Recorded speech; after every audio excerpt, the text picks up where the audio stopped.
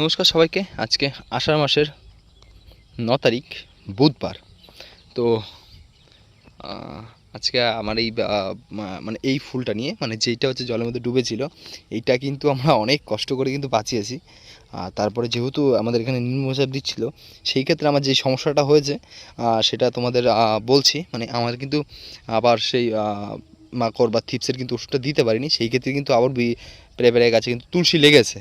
আর তুলসী লাগার আমি তো মেন উদ্দেশ্যটা বলেছি, থিপস আর মাকড়ের জন্য কিন্তু তুলসীটা লাগে। আর এখন দেখতে পাচ্ছ প্রায় কিন্তু গাছে কিন্তু বেশ কিন্তু ফুল এসছে। এইবার আমাদের ক্ষতি বলতে মানে আমাদের কিন্তু এই টাইপের, মানে এখনও আমরা জমি থেকে পরিষ্কার করে দিয়েছি, দেখতে পাচ্ছ এই গাছটা কিন্তু পুরোপুরি ঢুলে গেছে। আর এইটার মেন সমস্যাই হচ্ছে কিন্তু মানে জলের জন্য গোড়া পচে গেছে, সেই কারণে কিন্তু ঢুলে গেছে। আর আমরা কিন্তু এই পচার জন্য কিন্তু ওষুধ দিয়েছিলাম, ডাইথেনিয়াম আর এবং শিকড় ওষুধ দিয়েছিলাম। ডাইথেনিয়াম গোড়া পচা থেকে মানে গোড়াটাকে পচতে দেয় না, আর শিকড় ওষুধের কাজ তো শিকড় বাড়ানো, মানে ওইটাই যেহেতু হিউমিক অ্যাসিড থাকে, তো সেরকমই। তো দেখতে পাচ্ছ এই যে ওইখানেও কিন্তু একটা ডাল বা এইখানেও কিন্তু একটা ডাল এরকম দেখতে পাচ্ছ। তো এগুলো মূলত কিন্তু কালকের মধ্যে কিন্তু পরিষ্কার করে দেওয়া হবে। আর এই বেশ কিছু গাছে কিন্তু তুলসী লেগেছে, এই দেখতে পাচ্ছ এই গাছে কিন্তু একটু পোকা রয়েছে, মানে এইটা মূলত মাকড়। অনেকে মাকড় চেনেন না, এই দেখুন মাকড়টা অনেকটা মাকড়সার মতো দেখতে হয়, এই যে মাকড়।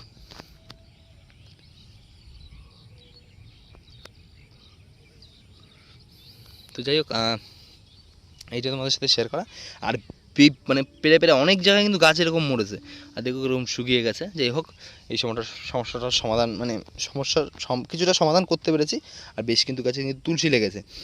আর একটা জিনিস হচ্ছে, তোমাদের বলে রাখি, অনেকেই আমাকে কমেন্ট করো, মানে একটা দাদাভাই পেরে পেরে আমাকে কমেন্ট করে যে দাদা চারা কোথা থেকে পাবো, চারা কোথা থেকে পাবো।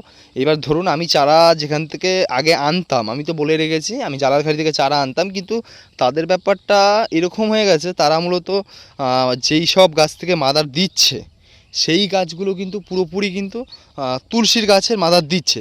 এর জন্য কিন্তু জমিতে প্রচণ্ড পরিমাণে কিন্তু তুলসী হচ্ছে। দেখুন এই দেখুন, এই যে এই চারাটা, এবার ধরুন এইটা হচ্ছে একটা মাদার গাছ, কথার কথা এটা মাদার গাছ, এটা যেহেতু এখন ফুল হয়, ধরুন আপনি এটা হচ্ছে একটা মাদার গাছ, যখন আপনাকে এই চারাটা কেটে এই যে দিচ্ছে, ডোক দিচ্ছে, বা এই ডোক দিয়ে কিন্তু যখন শিকড় করছে, সেক্ষেত্রে কিন্তু এই গাছটা কিন্তু তুলসী হবে, এর থেকে কিন্তু মানে হবে না। তো যাই হোক, আপনারা মানে আমি দেখুন আপনাদের জন্য, শুধুমাত্র আপনাদের জন্য একটা সঠিক চারা কীভাবে পাবেন বা সঠিক মানে কীভাবে সঠিক পরিচর্যা করবেন, আমি সেই বিষয় নিয়ে শুধুমাত্র আপনাদের জন্য কাজ করছি, যাতে 10টা মানুষ হোক বা 5টা মানুষ হোক, যারা যাতে আমার কাছ থেকে চারা নিয়ে তারা যাতে সফল হয়, এইটাই হচ্ছে আমার মেন উদ্দেশ্য। আর এই উদ্দেশ্যের কারণ হচ্ছে আপনারা কিছু কিছু লোক আমাকে এই জিনিসটার জন্য উৎসাহ দিয়েছিলেন। তো যাই হোক, আর একটা দাদাভাই জিজ্ঞেস করেছে যে আমার মানে উনি হচ্ছে আমার এখানেই থাকেন, বুঝলেন তো, মানে আমার এলাকায় এখানেই থাকেন, কিন্তু ওনার বাড়িটা হচ্ছে বেগোপাড়া। তো দাদা আমি আপনাকে বলে রাখি, আমার বাড়ি হচ্ছে আড়াইশিতে, আপনি যদি চেনেন অবশ্যই আমার নাম্বার দেওয়া আছে, অবশ্যই আমার সাথে যোগাযোগ করবেন। আমি গিয়ে, আপনি যেহেতু নতুন চাষ করছেন, সেহেতু কিন্তু আপনার জমিতে গিয়ে একটু মানে ঘুরে দেখে আসবো যে কীরকম কী, আর আপনাকে সলিউশন দেবো, যে কোনো সমস্যার সলিউশন দেবো। আর অনেকেই কিন্তু বিভিন্ন কমেন্ট কিন্তু আমাদের করে থাকেন, গাছে কড়ি আসছে না, এই না সেই না। তো এই ক্ষেত্রে বলে রাখি, গাছে কড়ি না আসার প্রথম কারণটা হচ্ছে এক এক সময় এক একটা ধরন থাকে সেই ক্ষেত্রে।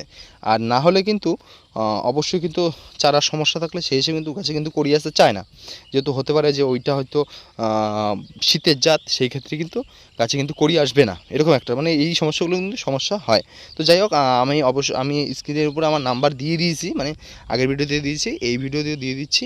আপনাদের যা যা সমস্যা আছে আপনারা ছবি তুলবেন, কোনো জিনিস তো দেখে বলা, মানে না দেখে তো বলা ঠিক না। তো যাই হোক, অবশ্যই ছবি তুলে আমার আমি যে নাম্বারটা দিচ্ছি এই নাম্বারে হোয়াটসঅ্যাপে আপনারা পাঠিয়ে দেবেন বা আমাকে কল করবেন, অবশ্যই আমি দেখে তারপরে আপনাদের উত্তর কিন্তু দিয়ে দেবো। আর যদি বলি আপনাদের, এখনও কিন্তু বর্ষা শুরু হয়নি, সেই ক্ষেত্রে কিন্তু মানে এই জমিটা নিয়ে আমার কিন্তু খুব একটা সমস্যার মধ্যে পড়তে হয়েছে, ভাবিনি এরকম একটা সমস্যার মধ্যে পড়তে হবে। তো যাই হোক, জানি না কত দূর কি টিকিয়ে রাখতে পারবো, তারপরেও কিন্তু গাছের কিন্তু টিকিয়ে রেখেছি। আর আপনাদের সত্যি একটা কথা বলি, মানে প্রচণ্ড পরিমাণে কিন্তু তুলসী কিন্তু দেখা যাচ্ছে, এই একটা সবথেকে বড় সমস্যা। আর ওই আপনাদের তো দেখালাম যে মাকড় কীরকম হয়, ওইটা মূলত ওই যে মাকড়, মানে মাকড়সার জাতেরই থাকে ওইটা, মূলত মাকড়। আর থিপস কিন্তু একদম ছোটো ছোটো গুড়ি গুড়ি, মানে যেগুলো চোখে দেখা যায় না, ওই সামনের দিকটা ওই সামনের দিকটা ওই মাকড়সার মতো হয়, পেছনের দিকটা একটু অন্যরকম হয়, মানে ওইটা আসলে চোখেই দেখা যায় না, কিন্তু যাই হোক আমি বেশ কিছু ভিডিওতে দেখেছি মানে থিপস ওরকম টাইপের হয়। আর যাই হোক গাছে দু একটা করে ফুল কিন্তু ফুটেছে, আর ফুলের কিন্তু গোটটা কিন্তু খুব সুন্দর, খুব সুন্দর। দেখুন আপনারা, দেখুন এবার এরকম জাতের কিন্তু চারা কিন্তু আমাদের কাছ থেকে পাবেন। আর আমরা যেহেতু দেখুন আমরা 12 মাসই হলুদ করি, সেহেতু আমরা হলুদটা নিয়ে কিন্তু এক্সপার্ট। এবার আমরা লালটা নিয়ে কাজ শুরু করেছি, আর অবশ্যই কিন্তু মাসখানিক পর থেকে আমাদের কাছ থেকে কিন্তু আপনারা কিন্তু চারা কিন্তু পেয়ে যাবেন। এই দেখতে পাচ্ছেন, এই যে এই ফুলগুলো কিন্তু বর্ষার আগে ফুটেছিল, সেই সময় দাগ টাক হয়ে গেছে। আর আমারও গাছে কিন্তু এখন কড়ি কিন্তু আসা শুরু হয়েছে। আপনারা যদি দেখেন যে একটা দেখতে কিন্তু কড়ি আসছে, সেরকম পরিমাণে কিন্তু কড়ি আসে না, যেহেতু লাল গাছের তুলনায় হলুদ গাছের ফুল বেশি হয়, কড়িও বেশি থাকে, সেই হিসেবে কিন্তু সেই কড়িটা কিন্তু এখন আসেনি।